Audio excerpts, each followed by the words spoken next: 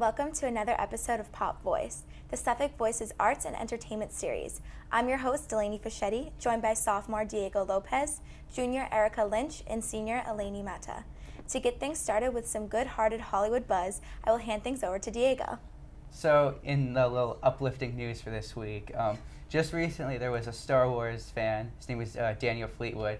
And on September 2nd, he was diagnosed with terminal cancer, and his doctor told him that he had 2 months to live. Well, that's not the uplifting part.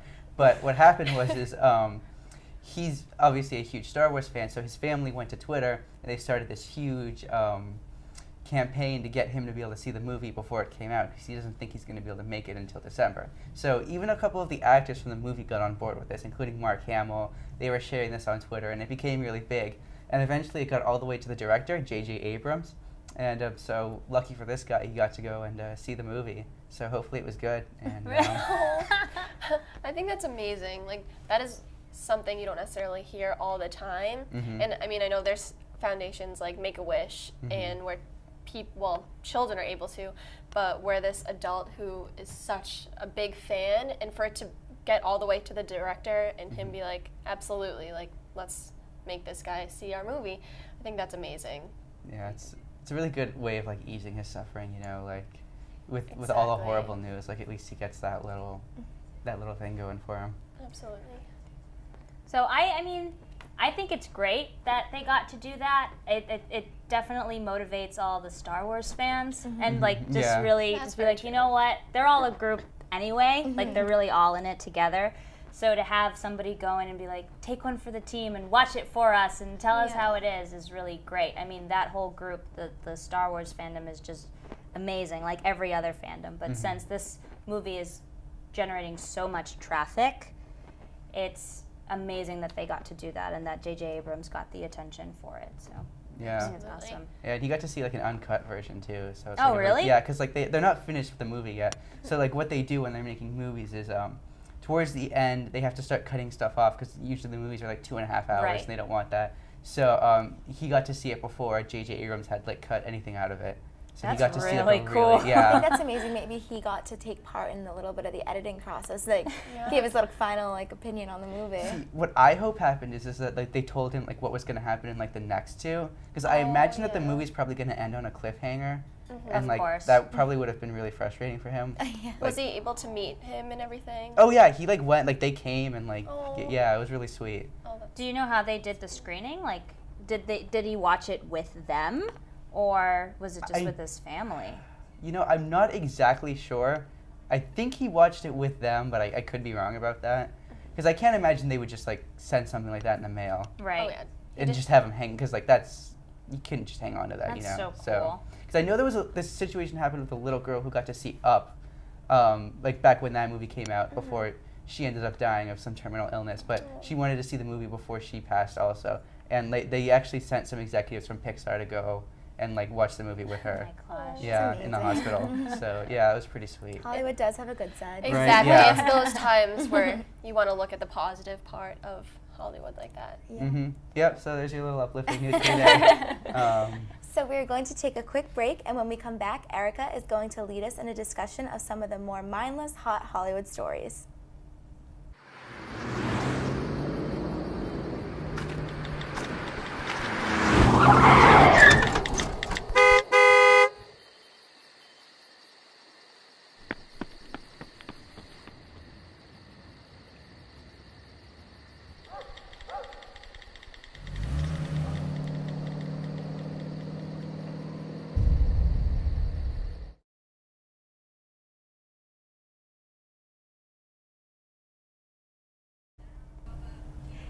Welcome back. After highlighting some of the positive top entertainment buzz, Erica is going to start us off with one of the most recent controversial Hollywood stories. So, I know you all know the whole thing with Bindi Irwin and Dancing with the Stars. So basically, they're saying that for her to be paid, a judge made her mother sign the contract for her because she's under 17, and now they're looking for documents to prove that her father's dead. As we all know, Steve Irwin. So it's brought up a lot of controversy lately. So what do you guys think about that? I just feel so bad for the poor girl. Like, she just like have to go think back on hard times and prove that your dad's dead. Like, that's just such a hard, like, thing to deal with. Like, obviously he is. Like, there was so much coverage around the time when he did pass away, and like even the dance she did the week before in honor of him. Like, I think that's proof enough. Yeah, I absolutely agree. Yeah, I think it's more of like just a legal problem, you know, because I don't think the judge isn't like unaware of that, what happened to Steve, but I think like just the way the system is set up, it's just sort of like how it has to be done. It's just really unfortunate. But then why didn't they bring up that whole issue before she started? Yeah, I mean, I don't know what the whole process is, but you'd think that before agreeing that you would do a show like that, they go through all the legality of it, of how you're getting paid, how much are you getting paid, how long this is going to last. I mean, they could have mentioned something saying, you know, just a heads up, we're going to need documentation before you even start this whole process. That's a really good point, because like, what if they couldn't prove it, like for some reason, you know, like, because they're from a different country, so you don't know how it like works. Like, I don't know. That's a good point though. Like, but and how much difficulty can you give? I mean, that money that they're earning is going to a charity of their choice, so it's not like it's going to their personal gain. I mean, that's the whole point. I mean, those celebrities have all the money in the world anyway, but they do it so they could raise money for a charity. So it's just that whole difficulty of, one, bringing up the death of her father, that of course affected her and everyone else that watched his show. Exactly. And also, it just seems a little bit insensitive the way that you kind of put it out to be. It's understandable with the legal issues and stuff, but the fact that there's so much controversy around it, it just, to the people, it's kind of like common sense. Right. We all grew up watching him, and we all saw her she practically grew up on the show with him. So, and there was so much coverage on Discovery Channel, just trying to remember him and showing throwing off the marathon, so everyone knows that he's gone. So it is. I mean, the logistics of it, it's tough to fight the legal system on this sort of thing. And I mean, of course, we don't know the background of it, but it's insensitive. It's heart-wrenching to see all of this going on. And you wonder, obviously it's hard for her and everything, but I don't know, hopefully it will all just solve out and won't be too much time left for that.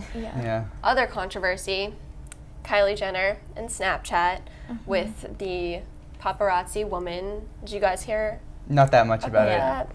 Yeah. So Kylie on Snapchat called the paparazzi woman a bitch.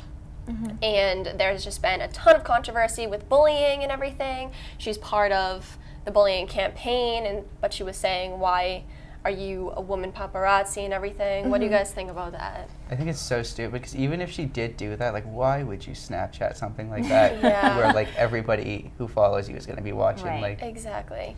Well, I don't understand what's so bad about being a woman, like a female paparazzi. I guess maybe I don't understand why she was so upset about it. I guess she thinks that that's a job that's beneath a woman, but it's like you're also trashing the fact that, well, why can't a female do that job? I feel like she's thinking, oh, like, women, strong, independent, like, why are you trying to trash on my life like all the other, 'cause, I mean, I guess you kind of do more typically think that about men when you think about paparazzi.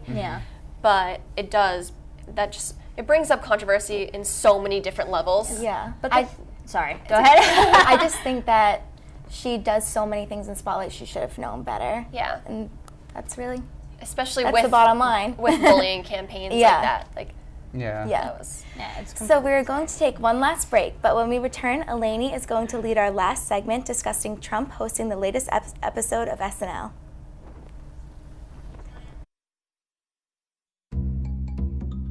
Sure, I look cute now, but when my owner lost his job, it was rough. I was living on the street, and one night, me and this Cocker Spaniel got into it so bad, I wound up looking like an ice cream cone. I cried a little bit, but thankfully I got rescued, so I'm running, I'm jumping, all back to my old self, and I'm ready to give unconditional love, even if you put a lampshade on my head.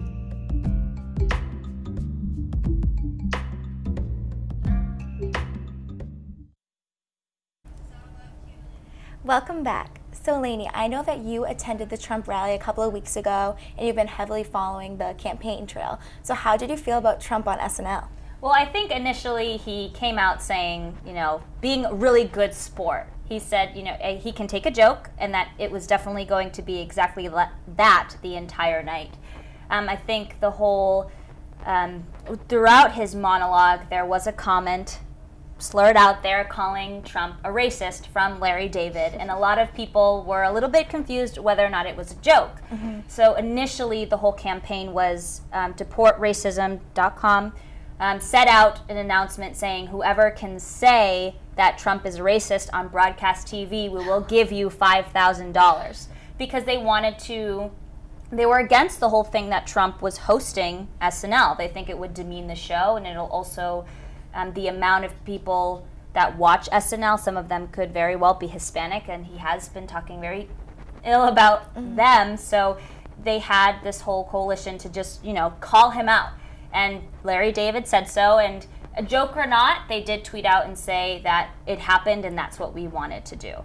But I think he did a good job being that celebrity persona, being entertaining. But the question comes to, why did he host SNL and not Hillary Clinton when she came on with Miley Cyrus? And does that show, are they supporting Trump, or are they putting him as a celebrity that's hosting it? So I think it has to do with what's more entertaining, because Hillary Clinton definitely doesn't have that same stage presence that Donald Trump has. That's probably a lot of the reason that he's gotten as far as he has, saying the things that he has in the first place. Right. Is because he has a lot of charisma behind his kind of approach to anything. Exactly. I don't even know how to put it, but I guess that's a good way of putting it. Yeah. Whereas Hillary Clinton would definitely not have carried the show. Yeah. And as you said, he was a celebrity before joining the presidency. Exactly. Yeah. So I feel like that definitely has a lot to do with it, because he does have that presence and people know him as that before the presidential campaign. And he's so charismatic. He knows how to talk to people. He knows how to have that stage presence. Exactly. And there were moments that he was very funny. They did do a parody of Hotline Bling. And that was my he favorite. definitely played along. And I think that's what, presidential candidate aside, he was able to play along with the jokes and go along with it. He knew ahead of time that they were going to really poke fun at him. So he just went along with used it. to it, Cause I know, he's that definitely probably doesn't have any shortage of that, And even the overnight ratings went through the roof Right. since 2012. So in 2012, Gnarls Barkley was hosting, and then Kelly Clarkson was the performer. So to have this sort of rating go up, people go and watch Trump anyway because he's so unpredictable and he could honestly say anything.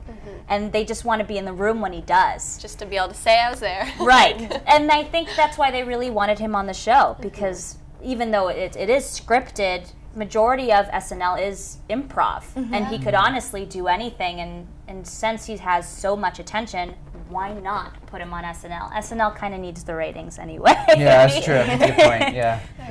So that's all for this episode of Pop Voice. For more information on the Suffolk Voice, go to suffolkvoice.net and follow us on Twitter and Instagram at @SU_The Voice. I'm your host, Delaney Fischetti. Thanks for watching.